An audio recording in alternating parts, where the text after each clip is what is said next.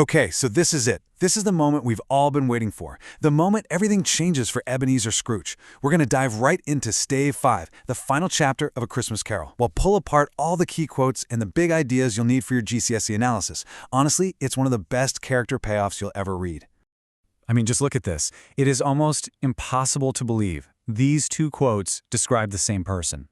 You've got the Scrooge from the beginning, solitary as an oyster, closed off, cold, isolated. And then you've got this guy who wakes up on Christmas morning just giddy, shouting that he's as happy as an angel. That incredible journey from one to the other, well, that's what we're going to break down. All right, so here's how we'll track his journey. We'll start with that private moment when he first wakes up, then we'll see how he takes that feeling out into the world. First with a secret act of charity, then by fixing his broken relationships, and finally by totally changing how he treats Bob Cratchit. So let's get right into it. The second Scrooge opens his eyes on Christmas morning, it is just this explosion of pure joy. This isn't some gradual change, you know? It's an instant realization that the ghosts have given him the one thing he desperately wanted, a second chance. And this is his first thought. It's a vow. He doesn't wake up all confused, wondering if it was just a bad dream. No, he immediately gets it. He accepts the lessons of all three spirits and promises to carry them with him. He finally understands that it's all connected, and he has to embrace every part of it. Okay, now this quote. This is pure gold for your essays. Dickens just throws these amazing similes at us, one after another. Light as a feather, happy as an angel. It's like his joy is so huge, normal words can't even describe it. And that last one, merry as a schoolboy, that's so important. It's like a complete rebirth, bringing him back to a kind of childhood innocence he lost a long, long time ago. And what this really all boils down to is just this incredible feeling of relief. You see, he hasn't just escaped death. He's been given back the one thing his money could never buy: time. He realizes he can start making things right, like right now, today. And that knowledge is the fuel for everything he's about to do. And believe me, he does not waste a single second. We see this new feeling turn into action immediately. This isn't just a change of heart, it's a total change in behavior.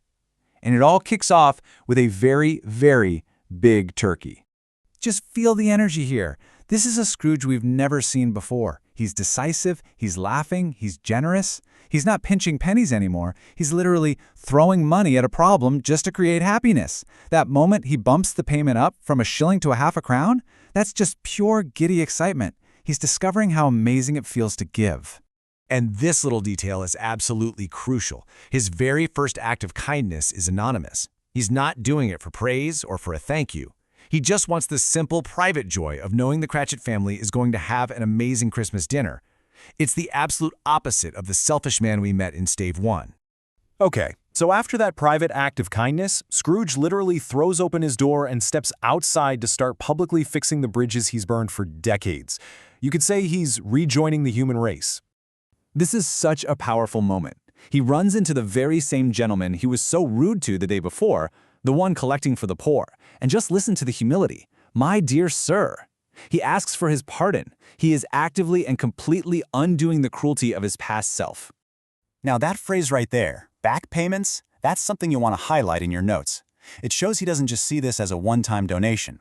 No, he sees it as paying back a debt he owes to society for all those years of neglect. He's not just giving, he's trying to make things right. And then he goes to heal the deepest wound of all, his own family. You can feel the nervousness in that question. Will you let me in, Fred?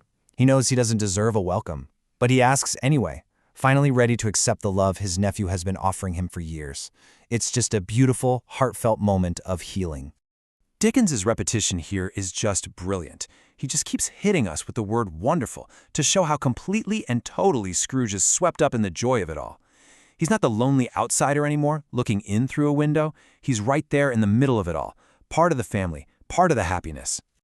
All right, now we come to what is basically the grand finale of Scrooge's personal redemption. It all comes down to his relationship with his clerk, Bob Cratchit. This is where we see him change not just as a man, but as a boss, as someone with power over another person's life. Dickens sets this up perfectly. It's this incredible reversal of the old power dynamic. Bob is late, Scrooge is waiting. It feels just like the old days. But this time, Scrooge is about to use his power not for cruelty, but for an overwhelming act of kindness. It's like he's having a little bit of fun with his new self. And there it is, the punchline. It's such a fantastic, almost comical moment. He pretends to be the same old grouch, letting Bob think he's in for it, and then he completely pulls the rug out from under him. He replaces Bob's terror with absolute, life-changing joy. And you know, it's about so much more than just the money. Listen to his language. He calls him his good fellow. He promises to help his struggling family.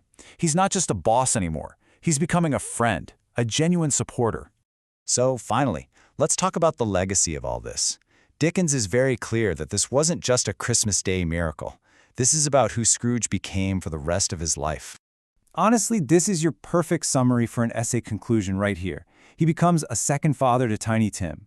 He becomes known as a good friend, a good master, a good man. And maybe most importantly, he learns to not care what other people think. He lets them laugh because his own happiness, the fact that his own heart laughed, is all that matters anymore. But notice this. The very last words in the entire book, they aren't Scrooge's. They belong to Tiny Tim. And Dickens did that on purpose. It takes Scrooge's personal journey and transforms it into this huge universal message about compassion and kindness and community. Scrooge's story becomes a lesson for all of us. Which leaves us with this final thought. Think about it. The ghosts could only show Scrooge the shadows of what might happen. They couldn't actually change anything for him. In the end, it was Scrooge's own choices, his decision to act, right now, in the present, that saved him. So what's Dickens's final message? It's an incredibly hopeful one, that our future is never set in stone. The power to change, the power for redemption, it's right here, in our own hands.